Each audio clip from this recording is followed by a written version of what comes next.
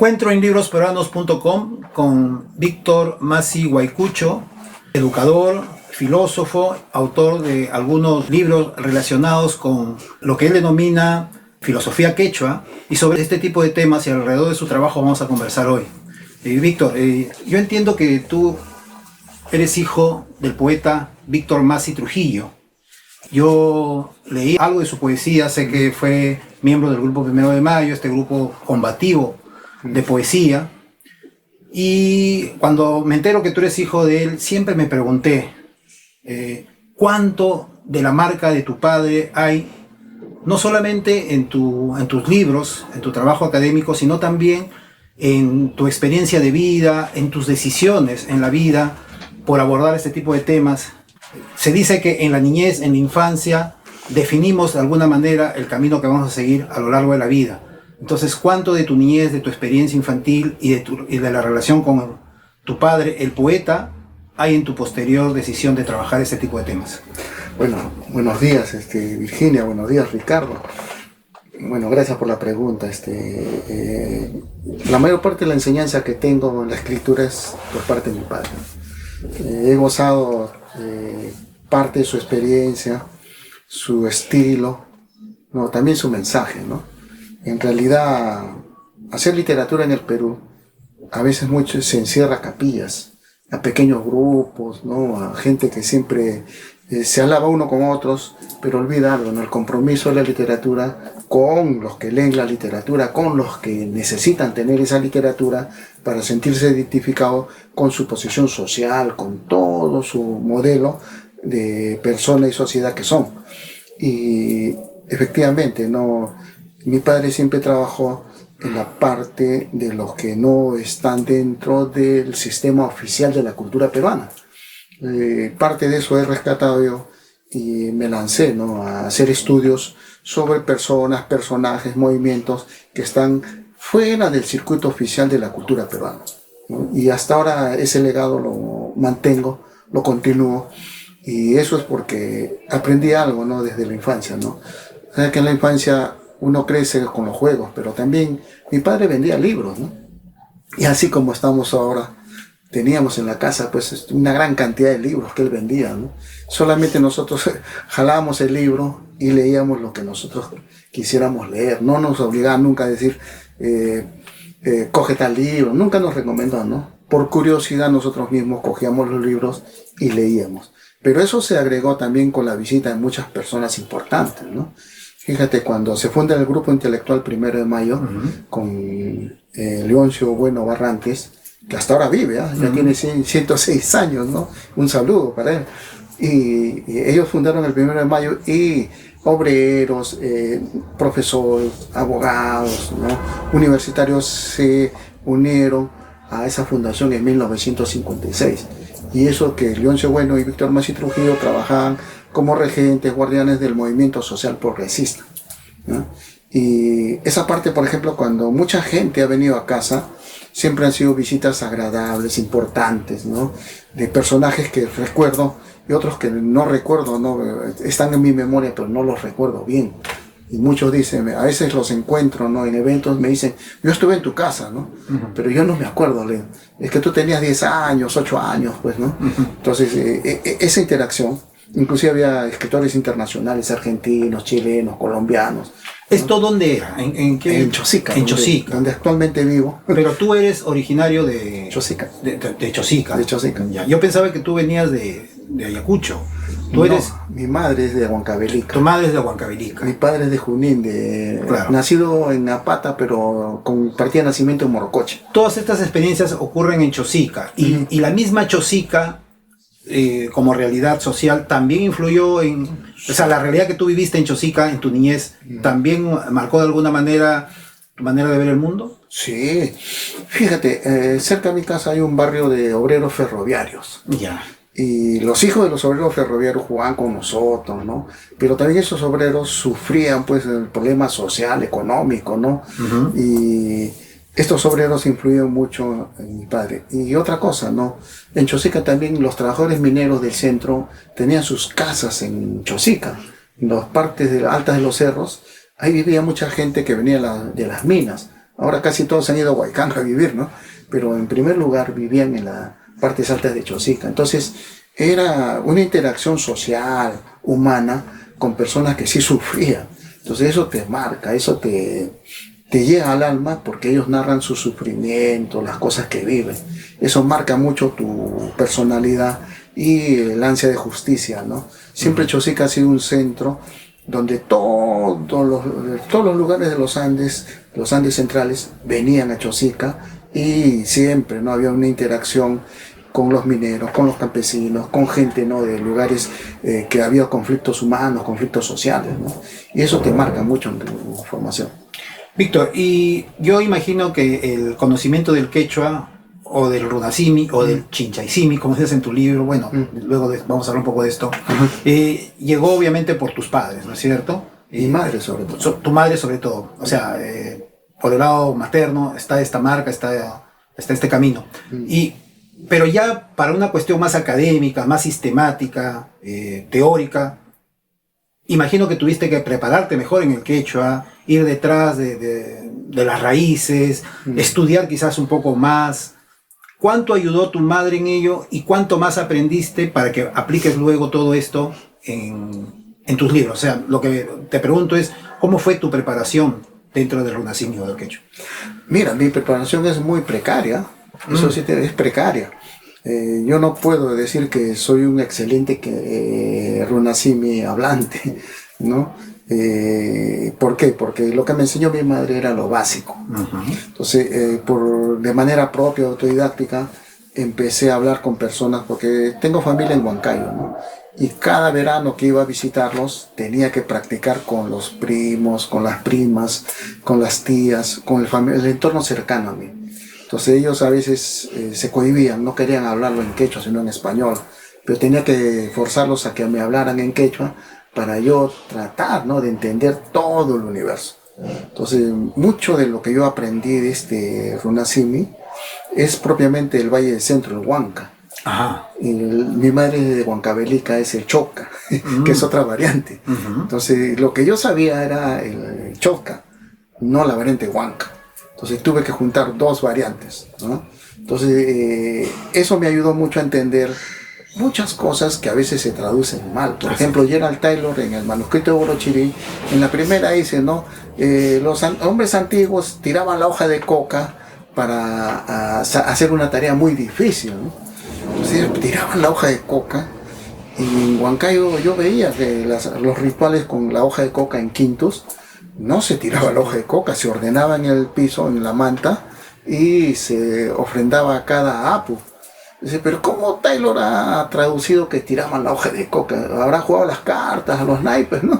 Entonces ahí me di cuenta que muchas traducciones carecen de algo, de la vivencia original. Entonces yo vivo en Chosica, toda mi vida vivo en Chosica, pero cuando funcionaba el tren venían personas de Oroya, de Cerro de Pasco, de Huancayo, trayendo su mercadería. Entonces ellos no te podían vender en español, hablaban quechua. Entonces tú, para saber el precio, negociar con ellos, tenías que hablarlo en quechua. Ahora ya no hay eso, ¿no?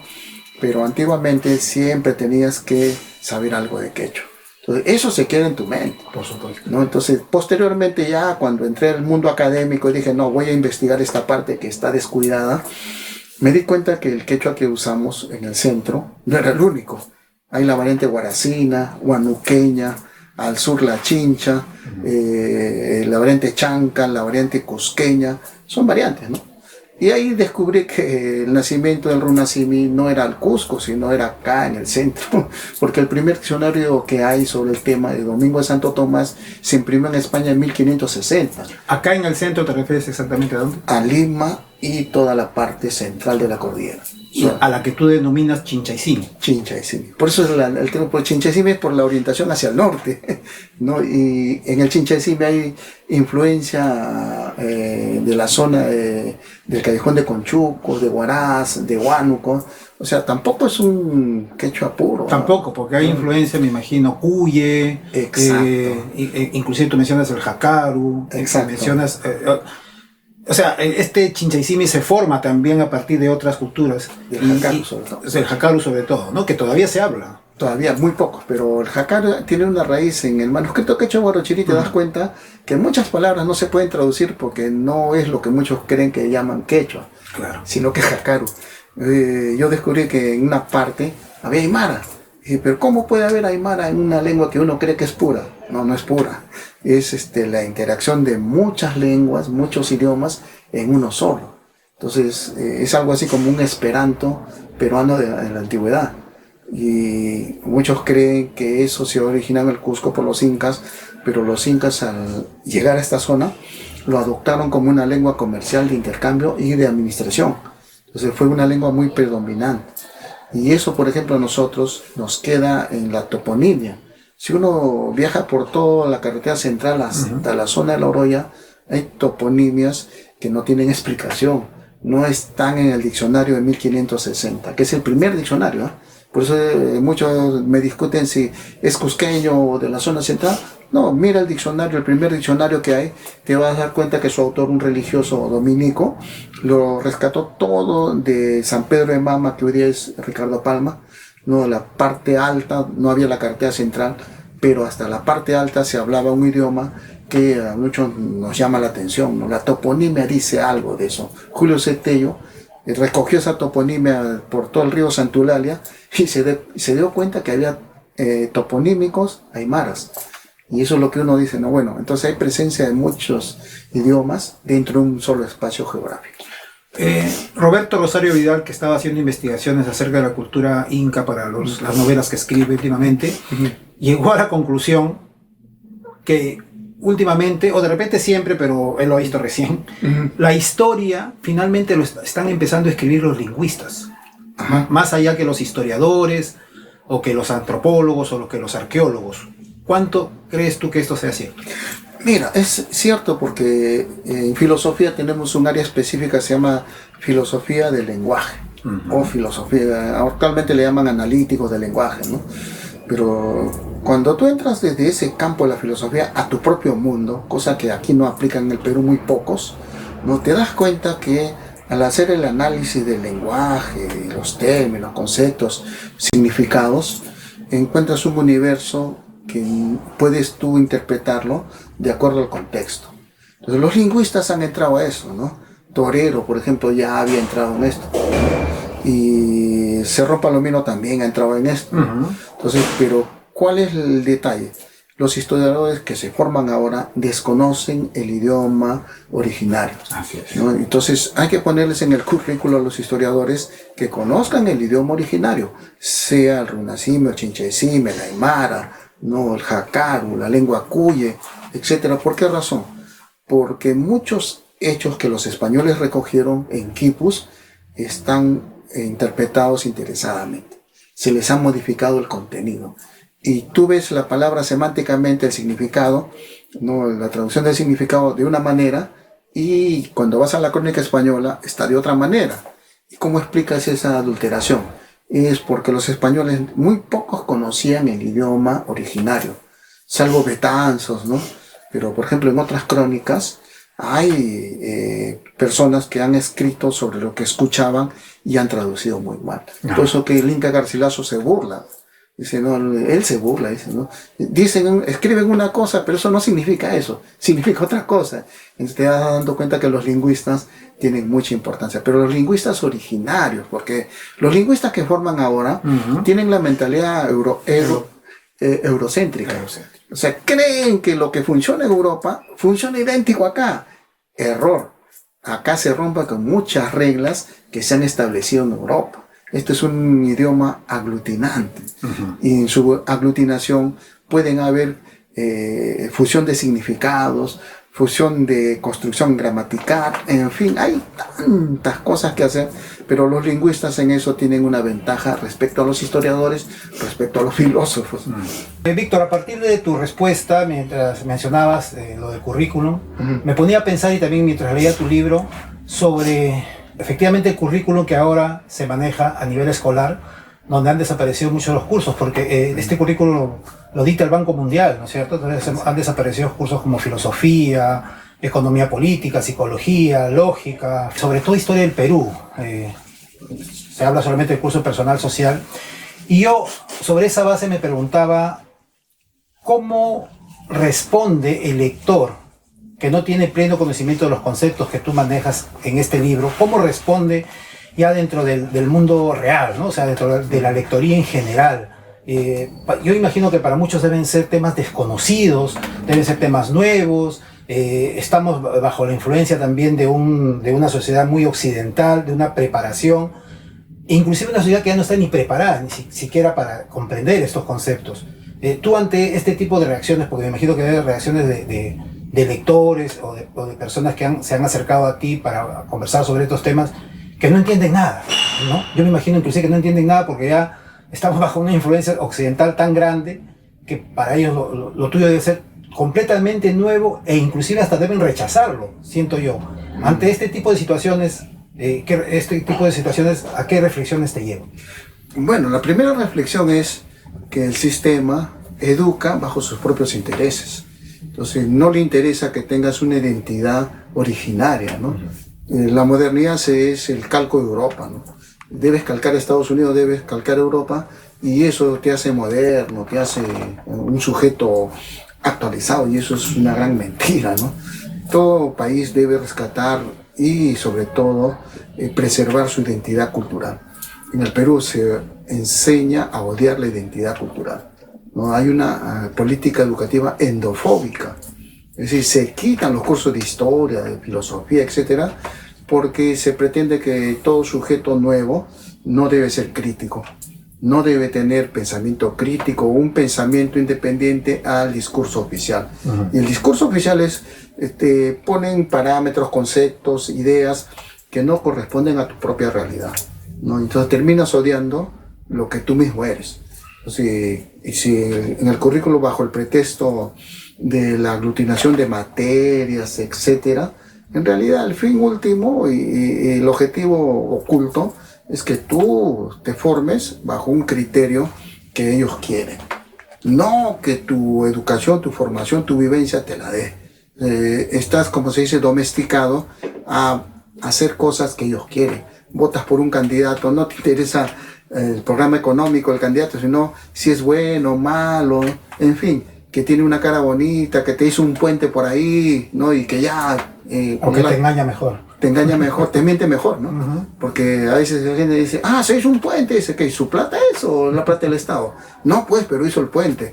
Y que ha puesto su dinero, su bolsillo. No, pues. Entonces la gente no piensa críticamente. ¿Por qué? Porque si tú ves un candidato no es por la cara bonita o lo que te mienta, sino quiero ver tu programa económico. ¿Qué vas a hacer en estos 5 años? ¿A quién vas a beneficiar? Y la gente nunca se pregunta eso. ¿Por qué? Están adocenados, domesticados dentro del sistema que te quita filosofía, te quita historia, te quita todo lo que te da pensamiento crítico. Y muchos no se dan cuenta de eso. Las nuevas generaciones a veces me han preguntado, no, señor, usted debe estar loco. ¿Por qué, Leo? Porque usted está hablando de filosofía inca, jajaja, me dice, eso es imposible. Digo, te has equivocado, Leo, lee las crónicas.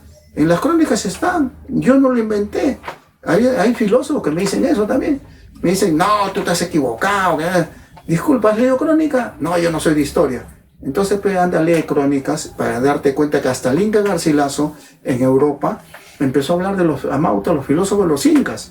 Y en Europa nadie le dijo, no, tú te has equivocado, estás loco, ¿no? Entonces, eso pasa cuando te adocenan y te meten en tu cabeza ideas que no son las tuyas. Ahora, eso no quiere decir que rechacemos la cultura universal, ¿no? La europea, la norteamericana, de Asia, ¿no?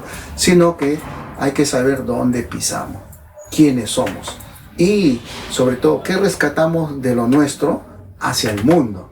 El mundo come fresa, tomate, papa. Eso lo produjo el Perú, ¿no? Y mucha gente ni sabe eso, ¿no? Recuerdo un amigo que vino emocionado de Italia, me dijo, uy, la mejor fresa es italiana, el mejor tomate es italiano. Hoy le digo, las fresas y el tomate son del Perú.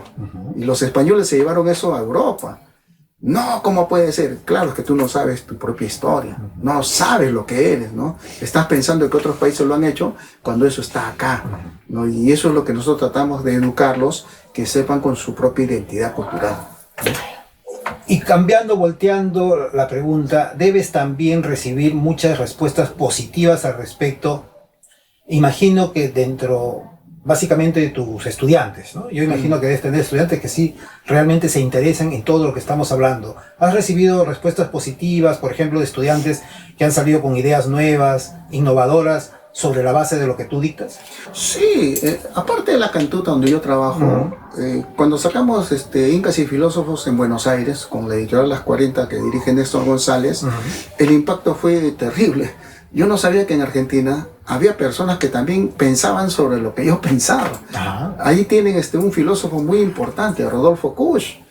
Y yo me interesó porque una vez en vida David Sobrella me dijo, sí, pues lo que tú hablas de tu personaje Guamán Poma, eso ya lo escribió Rodolfo Kusch en Argentina el año 77. Y me dejó con la espina, ¿no? En el alma. Dije, ¿qué?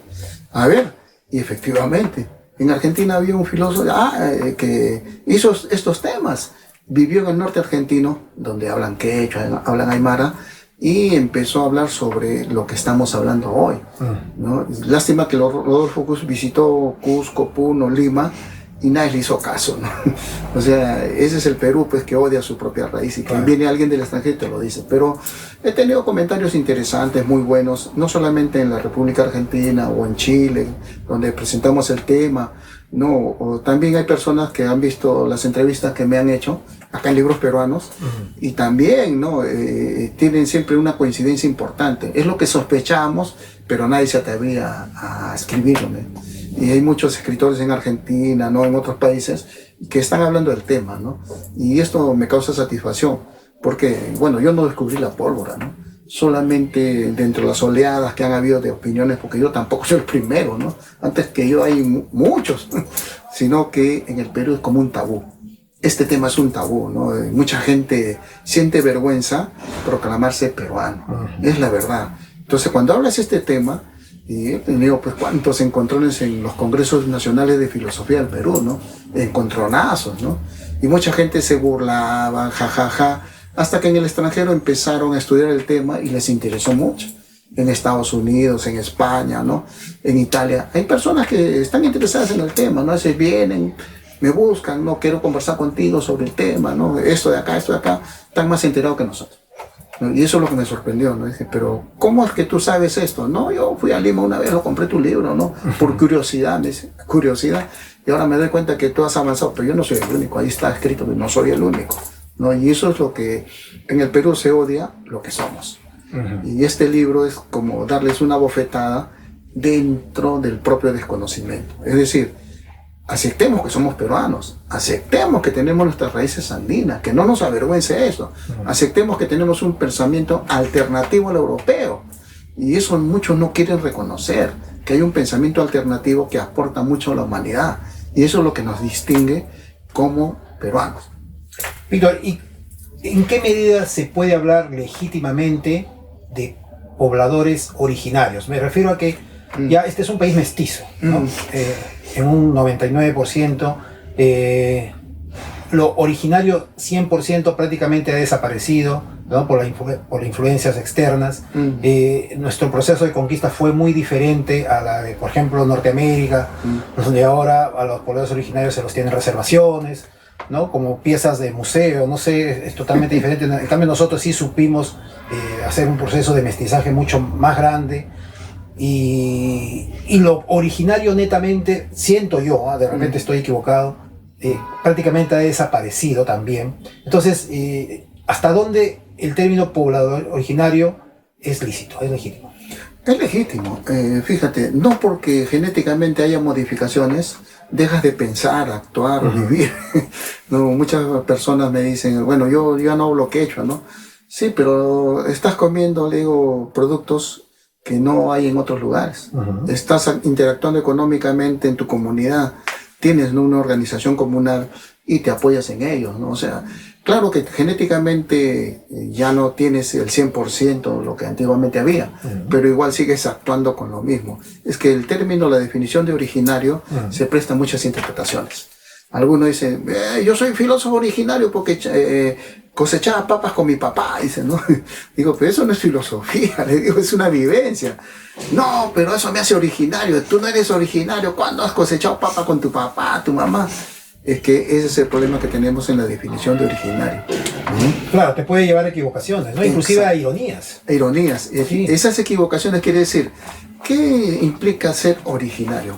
Implica una respuesta afirmativa a lo que tienes como costumbres, como tradición de costumbres, como vivencia económica, como pensamiento, porque muchos dicen, yo hablo español, sí, pero estás pensando en quechua.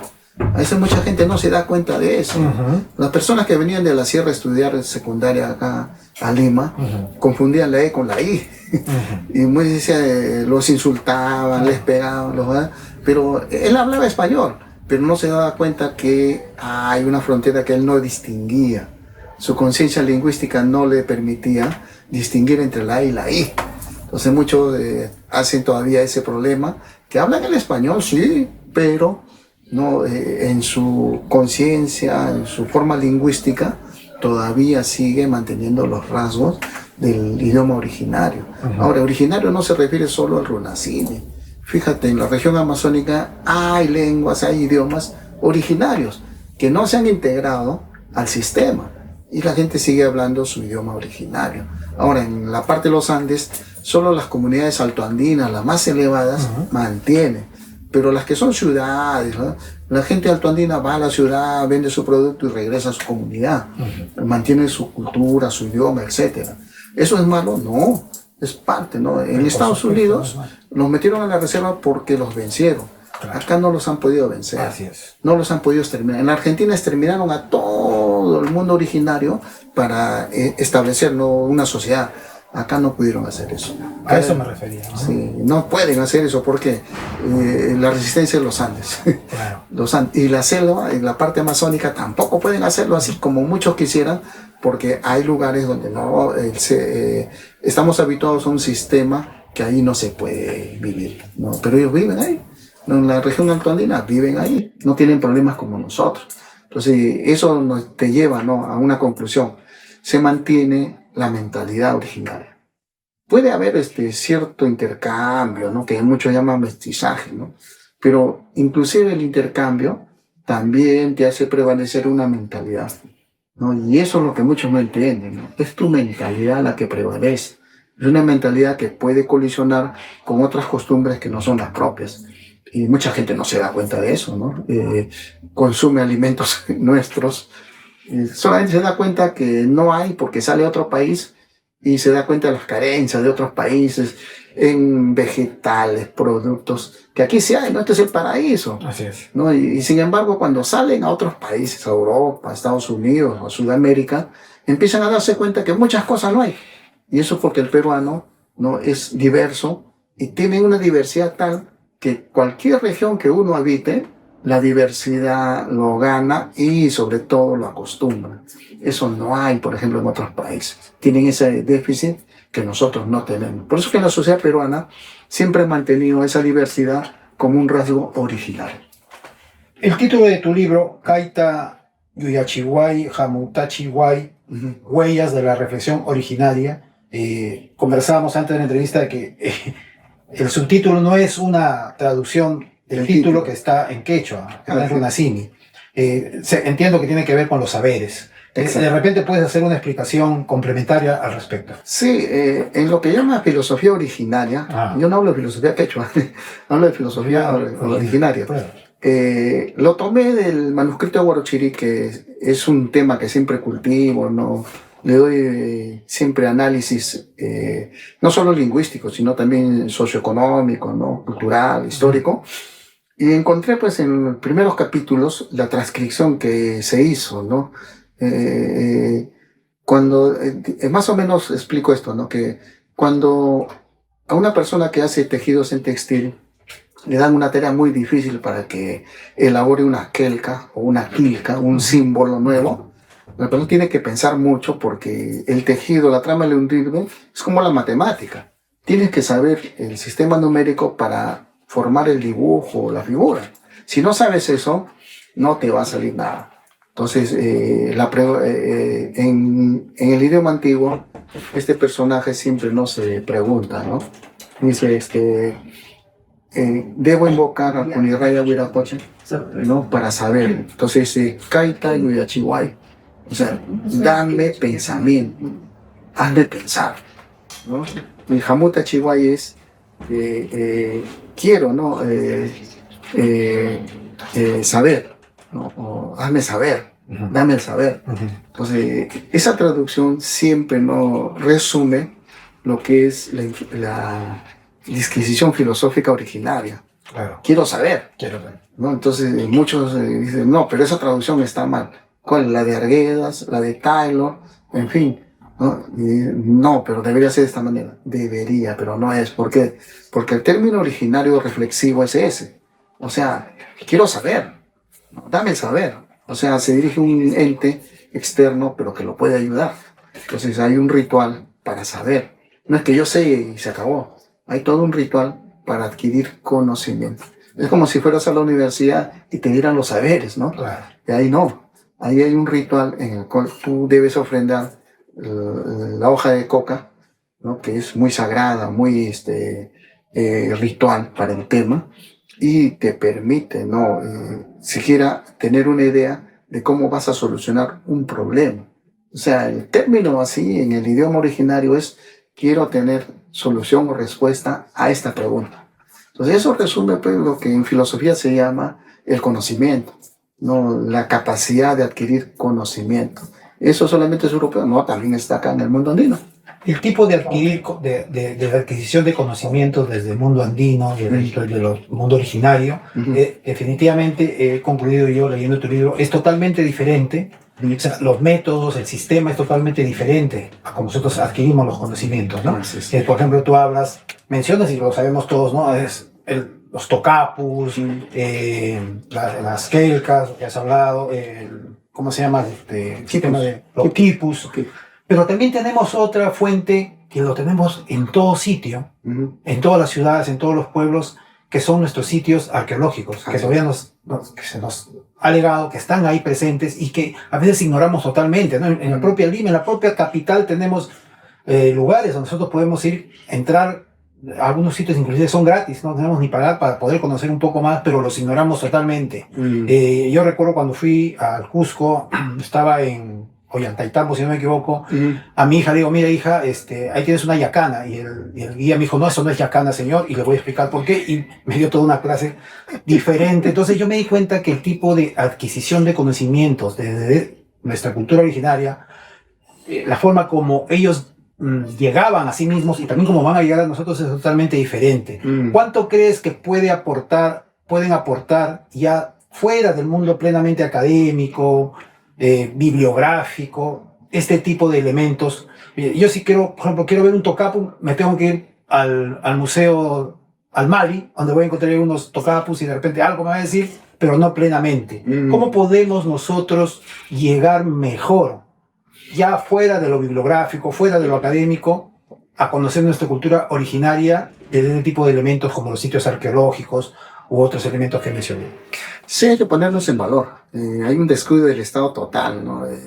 Fíjate, me cuentan muchos amigos que han ido a otros lugares, en México, Italia, donde la puesta en valor del sitio arqueológico incluye, ¿no? Todo un recorrido con personas que te pueden explicar parte por parte los significados, ¿no? La estructura, la arquitectura, etc. Pero hay un descuido total, ¿no? Los usan de basurero, ¿no? Lo que llamamos huacas, en el mundo antiguo nuestro, eran lugares pero muy delimitados para usos de una élite, ¿no? Que cualquiera no podía acceder, ¿no? Ahora no es un basurero, tiran basura y la gente no tiene idea de lo que destruye, ¿no? O sea, encima de lo que es su propio origen, lo destruyen, ¿no? Y lo que necesitamos primero es rescatarlas. Segunda, ponerlas en valor. Tercera, preparar a personas que conozcan. Mira, el guía que te explicó eso es porque también se informó por sus abuelos, por sus familiares, qué significaba.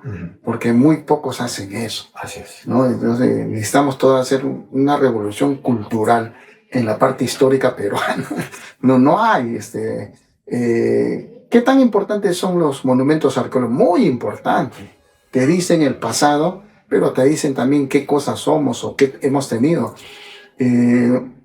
Bonavia, cuando hizo su excavación en Cueva de los Gavilanes, encontró semillas de maíz. Así es. Y fechó de 7.000 años. Pero ¿cómo? Si en México es más antiguo. Entonces siempre hay esa disputa, ¿no? ¿Cuál es el origen del maíz? México, Perú. Y los mexicanos dicen, no, que acá hay una planta anterior. Pero en Cueva de los Galeanes se ha datado, se ha fechado 7000. Entonces, o frijoles, por ejemplo, ¿no? Frijoles también tiene cerca de esa fecha. ¿Cuál es más antiguo? Entonces siempre hay esta discusión, ¿no? Pero ¿por qué se hace todo este tipo de discusión? Porque en el Perú los elementos culturales que tenemos no han sido revalorizados. O sea, quiere decir que la cultura del público común no está al nivel de que podría tener otra persona. O sea, en otros países se les da esta cultura de conocimiento para que ellos puedan, ¿no? Por lo menos mantener un estatus cultural de identidad. En el Perú, el peruano es el más que rechaza su propia identidad, porque odia lo que tiene como pasado. Y ese odio al pasado lo lleva pues, a un nivel cultural de desconocimiento, porque necesitamos hacer redes para hacer conocimiento. Felizmente que hay youtubers, hay personas que se interesan por la cultura del pasado y te van explicando, ¿no? Y eso me alegra mucho, porque antes estaba centrado solo en lo que decía la revista, el periódico, la televisión. Así es. Pero ahora no. Ahora hay personas que hacen sus pequeños cortos y te van mostrando, ¿no? Y eso me alegra mucho porque te das cuenta de la riqueza cultural que tienes y lo desprecias. Solo en Pachacamac nomás hay tanta riqueza cultural que es el único sitio de Lima que se preserva, a medias, ¿no? A medias. Pero sin embargo, si tú vas a Pachacamac, te das cuenta de la riqueza del pasado y vives el pasado culturalmente. Entonces, eso no hay en el centro de Lima, no solamente en los museos como el de Pueblo Libre, que es muy importante, ¿no? Ahí están los tocapus, los quipus, pero requieres un lugar temático, donde te expliquen, ¿no? El quipu se usaba para esto, ¿no? Con el ejemplo. El tocapu es para enseñar este significado, esto. Traté de traducir 2, 3 tocapus. ¿Con qué sentido? Como una línea de que otros investigadores sigan ese proceso. Pero no hay, ¿no? En arqueología les enseñan lo común, lo que hay. Pero sistema comunicativo como tocapu, quipu, los extranjeros vienen, no se hacen especialistas, te explican cómo son. Y el mismo peruano tiene que leer a autores extranjeros para enterarse qué cosa es lo que tienen, ¿no? Y eso es el problema que hasta ahora subsiste, ¿no? Necesitamos una identificación cultural con áreas temáticas para que sepas quién eres o qué has tenido y qué tienes. Eso es importante. Finalmente, Víctor, ¿hacia dónde están llevando estos estudios, estos intereses académicos originarios? ¿Cuál es tu próximo trabajo, una nueva publicación? Bueno, estoy cerrando el ciclo, no cerrando, digamos, ¿no? Pero sí, cuando publiqué Incas y Filósofos, mira, Incas y Filósofos es una tesis doctoral, ¿no? Es mi tesis doctoral en la Universidad de La Cantuta, en el doctorado del año 2009. Yo lo había comenzado 10 años antes, ¿no? Pero cuando terminé el doctorado y me gradué, dije, pero esto tiene que ser libro. Tuve que quitarle todo el esquema académico. Y aún así ha tenido todavía un esquema rígido académico, ¿no? Y Incas y Filósofos fue la primera satisfacción, pero la primera que hice fue presentación de Juan Yumpa en el año 94, ¿no? A través de ese libro proyecté mi trabajo. Entonces dije, no, voy a hacer el mundo al libro. Y cuando terminé Incas y Filósofos y lo imprimí de manera particular, personal, ahí está todo mi peculio, ¿no? Era por la satisfacción de que se conociera la propuesta. Ya eso en Argentina dijeron, bueno, esto también puede ser, y también lo sacamos en Argentina. Pero el segundo libro, Caita y Achihuay, es el post-scriptum de Incas y Filósofos. ¿Qué cosa quiere decir? Las entrevistas, los artículos que publiqué, etcétera, están condensados en este libro porque hubiera sido un trabajo disperso, ¿no? Ponerlo en cada revista. Entonces dije, mejor que sea un libro orgánico. El último libro que estoy sacando, que he proyectado, que tengo 2 libros todavía en ciernes. Uno es La correspondencia de Pedro Zulem, el estudio crítico. Otros sobre José Carlos Mariátegui. Y después voy a empezar... ya lo describí en parte, ¿no? Sobre la filosofía originaria, ¿no? Sí, porque quieras o no, este tema ahora inquieta a muchos filósofos en el extranjero, algunos en el Perú, otros me copian, ¿no? Sacan libros copiados sobre mi obra, o otros, ¿no?, buscan términos que no son peruanos, ¿no? Entonces siempre estoy con esto de que tengan cuidado con lo que hablan, porque hay gente que habla sin saber. Por ejemplo, a veces Agyayala, digo, ¿ese es quechua? ¿Ese es Runasimi? ¿Ese es Aymara? No, es de Panamá. ¿Y qué tenemos que ver nosotros con esa denominación? No es que así se llamaba. Nosotros siempre, hasta Ciencia lo decía que éramos tahuantinsuyanos, pero cada nación también tenía su propia denominación, ¿no? Claro. Entonces, ¿por qué pones ese término? No, porque así, o sea, hay personas que no saben lo que dicen. Y a mí me llama la atención, ¿no? Eso viene de los amigos ecuatorianos. A ellos no les interesa ser peruanos, ¿no? Sí, copian todo lo de Perú, pero no les interesa Perú, ¿no? Entonces, el problema es que la filosofía originaria es parte de un proyecto que siempre lancé desde 1994 en el rescate de nuestras raíces reflexivas. Se odia, se rechaza las raíces reflexivas. ¿Y por qué tenemos que hacer eso? No somos mitos, no solamente hay mitos, hay también reflexión, hay pensamiento, ¿no? Y mucha gente cree que eso no hubo en el Perú, que tuvieron que llegar los españoles para darnos la civilización. Ese es el más grande absurdo que yo escucho, ¿no? Y sin embargo a veces navego contra la corriente, ¿no? Algunos me dicen, no, estás perdiendo tiempo. ¿Por qué? Me acuerdo mucho y recuerdo mucho al doctor Sobrevía, un gran amigo, con franqueza me dijo, no, mira, Víctor, eso es perder el tiempo, dice. Eso es regar en el desierto. Sí, también lo he escuchado. ¿No? Entonces, ¿para qué te metes en esos temas si mejor hacer epistemología con los europeos, ¿no?, con los americanos? Claro, le he hecho caso, ¿no? Hago epistemología, ¿no? Pero no repito como loro lo que dicen ellos, ¿no? Pero, ¿cuál es el ciclo? Hay que proponer todo un sistema reflexivo para rescatarlo. Y eso requiere que el público lo lea, lo analice, lo interprete y muestres, ¿no?, algo que ellos desconocen, que está ahí. Ni siquiera tengo yo que decirle que sus abuelos, sus familiares lo saben y no les dicen.